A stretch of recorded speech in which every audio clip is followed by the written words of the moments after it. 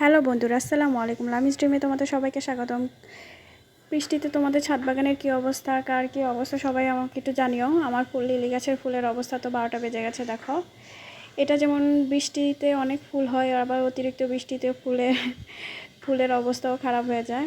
বেগুন চারাগুলো লাগিয়েছি কিছুদিন আগে, বৃষ্টির কারণে সব শেষ। কিন্তু বৃষ্টিতে আমার কলমি শাক খুব ভালো হয়েছে। এগুলো আমি অবশ্য লাগাই নাই, আমি মাটিতে সার হিসেবে দেওয়ার জন্য দিয়েছিলাম, কিন্তু ওইখান থেকে চারা হয়েছে। কলমি শাক নিয়ে অবশ্য খেয়েছি কেটে, আবার সুন্দর করে হয়েছে, আবার নিব। আমার করলা গাছ, অনেক করলা হয়েছিল, নিয়ে খাওয়া শেষ হয়েছে। এখন করলা গাছে আবার নতুন করে কুড়ি এসেছে, সুন্দর। জানি না এই কুড়িগুলো এই বৃষ্টিতে থাকবে কি না। গাছটাও মরে যাচ্ছে আস্তে আস্তে।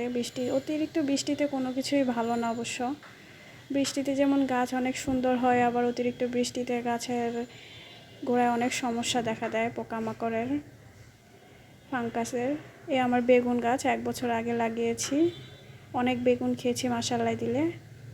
এখন আর বেগুন হচ্ছে না, ফুল হচ্ছে অবশ্য, কিন্তু এই বৃষ্টিতে আমি কোনো সারও ইউজ করতে পারতেছি না। তোমরা বেগুন গাছে কীভাবে যত্ন নাও আমাকে একটু প্লিজ বলো, আমার বেগুন গাছগুলো যাতে আরও সুন্দর করতে পারে। আমি অনেকবার ট্রাই করতেছি, কিন্তু আমার বেগুন গাছ ওরকমভাবে হয়ে উঠতেছে না। জানি না কি ভুল ত্রুটি আছে। তোমাদের ছাদ বাগানের কীরকম অবস্থা আমাকে জানিও। আজকের ওয়েদারটা মেঘলা, সুন্দর মিষ্টি। ওটা পাশের বাসার ছাদের বাগান।